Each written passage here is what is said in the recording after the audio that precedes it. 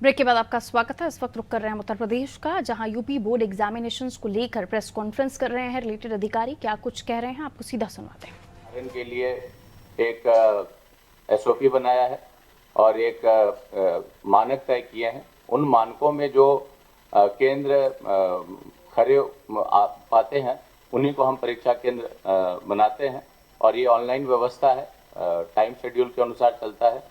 और इस बार जो है हमारे पास 8,265 परीक्षा केंद्र हैं, जबकि 2017 में ये करीब 12,000 थे।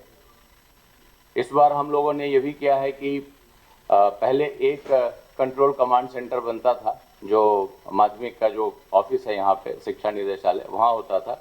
इस बार हम लोगों ने 6 केंद्र और बढ़ाए हैं जो कि मॉनिटर करेंगे।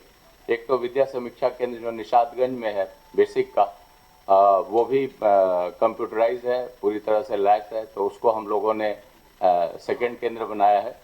प्लस हमारे जो 5 रीजनल सेंटर्स हैं उनको भी हम लोगों ने कमांड एंड कंट्रोल सेंटर बनाया है। इसके अलावा हर जनपद में local command and control centre रहता है, वो तो रहेगा ही। उसके अलावा हम लोगों ने 6 केंद्र ये और बनाए हैं। जो परीक्षार्थियों की शिकायतें आती हैं या उनकी क्वेरीज रहती हैं, उनके लिए हम लोगों ने 2 हेल्पलाइन नंबर दिया है। और जो स्ट्रेस होता है बच्चों को एग्ज़ाम के समय में और वो कंसल्ट करना चाहते हैं, साइकोलॉजिस्ट से संपर्क करना चाहते हैं या काउंसलिंग चाहते हैं, उनके लिए भी हेल्पलाइन नंबर दिया हुआ है। आपके माध्यम से हम चाहेंगे कि ये बच्चों तक भी ये नंबर पहुँचे। बहुत सारी चीज़ें परीक्षा में जो कमियां होती हैं, कुछ चीज़ें प्रोसीजरल होती हैं, कुछ इंटेंशनल होती हैं, तो हम लोगों ने दोनों पे कोशिश की है कि काम करें। हमारी प्रक्रिया ऐसी होनी चाहिए और हमारी व्यवस्था ऐसी होनी चाहिए कि उसमें त्रुटि की गुंजाइश न हो, और जो सामान्यतः गलतियां होती हैं उनको सोचते हुए उनका पहले से निराकरण हम लोग कर लें।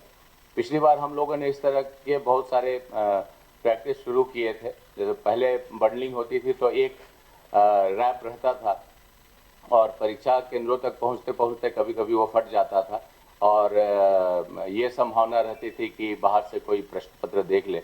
तो पिछले साल ही हम लोगों ने उसके 4 पैकेज के 4 लेयर्स बनाए हैं और वो एक तरह से टैंपर प्रूफ है। अगर उनके साथ कोई टैंपरिंग होती है तो वो हमें पता लग जाएगा। उसको ऐसा नहीं है कि कोई खोल के और पुनः उनको सील कर पाए।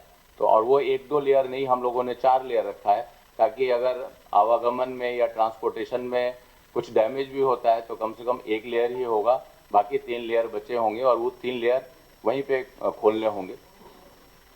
और ये हम लोगों ने किया है कि तीनों की उपस्थिति, जो केंद्र व्यवस्थापक है, बाह्य केंद्र व्यवस्थापक है और स्टैटिक मजिस्ट्रेट, उन तीनों की उपस्थिति में ही प्रश्न पत्र खोले जाएंगे। प्रश्न पत्रों की बंडल्स की अलग अलग कोडिंग होती है, अलग अलग उनके कलर होते हैं, ताकि सामान्यतः कोई भूल ना हो जाए। जहां तक कार्रवाई की बात है, आप सभी अवगत हैं कि माननीय मुख्यमंत्री जी शिक्षा की गुणवत्ता के प्रति बहुत ही सजग हैं और ये विषय